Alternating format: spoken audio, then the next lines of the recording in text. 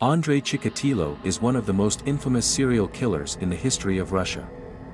According to various estimates, he killed over 50 people, and his crimes were horrifically brutal, including cannibalism, as he fed on the sexual organs of his victims. This chilling word of horrors makes one ponder what could drive a person to such extremes. Chikatilo was born in 1936 in a poor family in Ukraine.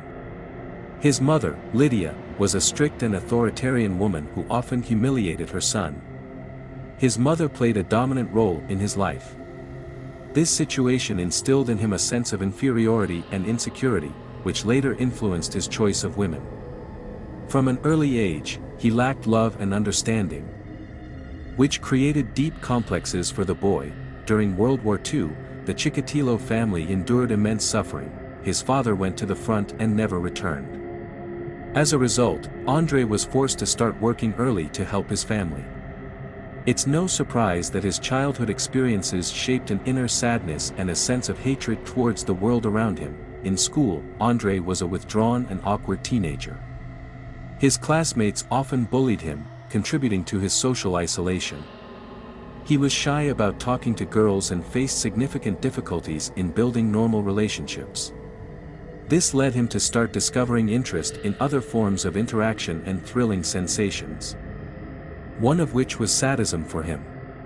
Despite some academic success, he always remained in the shadows, never receiving praise or approval.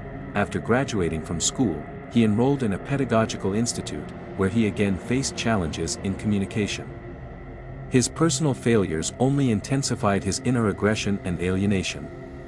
In turn, his low self-esteem was cemented when he failed to build meaningful relationships even with the women of his dreams.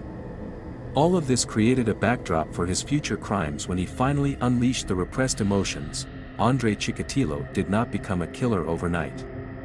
His first victim appeared only in 1978 when he finally allowed his dark instincts to surface that he had suppressed for decades. However, despite his sweet appearance and charm, a real storm raged within him. Deep psychological traumas from childhood, combined with emotional pain, led him down a path of madness and brutality. Chikatilo's family life. Under the influence of his mother, Chikatilo preferred women who could control the relationship. He sought partners who would take an active role and bring the stability he lacked into his life. However, the women he encountered generally did not understand him and often rejected him. Later, he married a woman named Lyudmila. They had 2 children, and on the surface, their family looked quite ordinary. However, behind closed doors in their apartment lurked dark secrets. Every day, leaving for work, Andrey only stepped out to indulge in his horrific inclinations. His love for his family seemed not to hinder his inner hell. Although Lyudmila did not commit crimes, she had a tough character and could be quite demanding. She often expressed dissatisfaction about Andrey's income and achievements. These aspects may have further exacerbated Chikatilo's internal conflicts and his dissatisfaction. Before becoming a killer, Andrey Chikatilo became a teacher in 1973. He wanted people to think well of him and for him to be part of society. But soon, his strange behavior began to be noticed by those around him. He started to harass female students, and some of them began to complain. His actions raised many questions, and after various investigations, he was fired.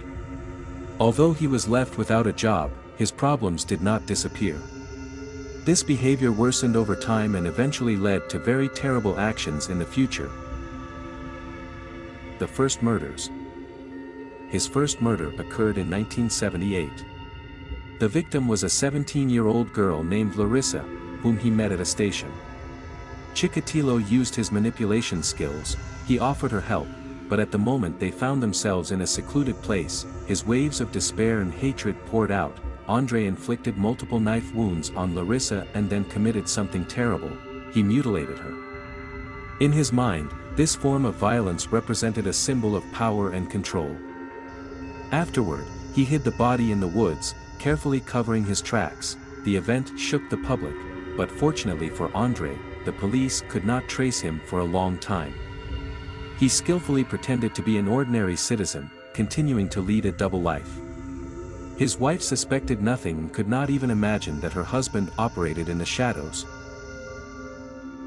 After that, Chikatilo killed several more girls in between his family life. Each murder was meticulously planned. He employed his usual tactic, getting to know the victims, discussing their personal problems, and under the pretext of help, luring them to less populated areas.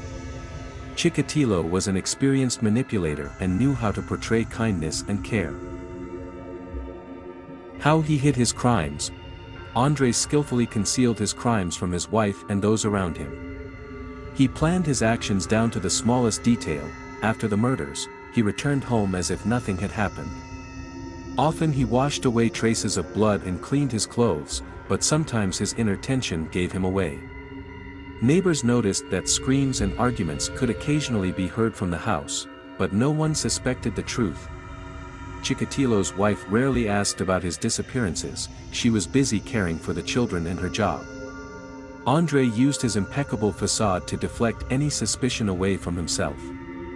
He was extremely cautious and well aware that his actions could be uncovered if he did not monitor every step. With each new crime, his thirst for violence only intensified, and each time he had to make increasingly sophisticated attempts to hide the truth, which ultimately led to tragedy for many people and spoke volumes about his inner world. The investigation and initial attempts to arrest. Over time, the number of missing girls in the Rostov-on-Don area continued to grow, and the police began to take notice. In the 1980s, a special investigative group was formed to investigate these crimes. Investigators collected information, analyzed evidence, and listened to testimonies, but the very nature of the crimes complicated the task. Chikatilo left very few clues behind. His behavior generally did not raise suspicions among those around him. In 1984, the police arrested him, but released him due to a lack of evidence. This happened after he was detained on suspicion of theft. During the interrogation, he experienced incredible luck. The operatives could not find any evidence that could link him to the disappearances of the girls. The mistake of the investigation. The mistake of the investigation was that they did not take into account the psychiatric aspects of his personality. Chikatilo exhibited behavioral traits that could have indicated his dangerous nature. He did not show any obvious signs of guilt and was persistent in his explanations, which fostered a sense of confidence among the investigators regarding his innocence. The police continued to encounter shortcomings. For several years, the investigation failed to connect all the disappearances and reveal the real picture of what was happening. Meanwhile, Chikatilo, feeling his impunity, continued to commit murders, choosing new victims each time. Is it worth mentioning his luck? He seized every opportunity to avoid arrest. Chikatilo devised elaborate schemes to divert attention away from himself. He changed his routes, carefully selecting the time and place for his crimes.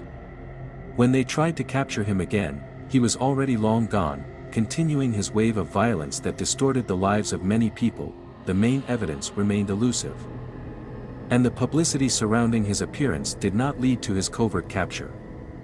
Victims were killed in horrific conditions, and fear enveloped Rostov with each new disappearance. However, in Chikatilo's mind, his confidence continued to grow, believing he was untouchable and that the police would never catch up to him. Thus, the police's mistakes resulted in dire consequences, allowing Andrey to continue his atrocities, inflicting irreparable harm on society and his family.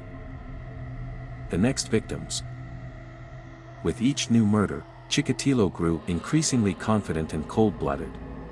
He primarily targeted young women and girls, often at train stations or near educational institutions, where it was easy to lure them. One of his tactics was to approach a victim with a caring demeanor, offering help or conversation. Chikatilo skillfully gained their trust and made the girl follow him to a secluded place, such as abandoned buildings, wooded areas, or remote parks. Brutality and violence. Once his victim was trapped, his true nature surfaced. He knew this would be the last moment of their lives, and most of his victims were unaware of the danger until it was already too late to escape. Chikatilo consistently used physical violence as well as sexual aggression. He raped his victims, inflicting unimaginable suffering. After satisfying his perverse desires, he moved on to even more brutal acts. Executions and criminal methods. He brutally dealt with each victim. Killing became a ritual that provided him with a sense of power and control. In the end, he would cut off the sexual organs of his victims and take them as trophies, symbolizing his thirst for completion with each act of violence. As for his methods of concealing evidence, Chikatilo often hid his victims' bodies in secluded locations, returning to them several days or even weeks later to ensure they had not been discovered. These acts not only underscored his psychopathic tendencies but became an unchanging part of his grotesque ritual, which intensified over time. His atrocities continued to terrorize the entire city, with many families left waiting for news about their missing loved ones, unaware that a single man, obsessed with horrific desires, was behind it all. Arrest.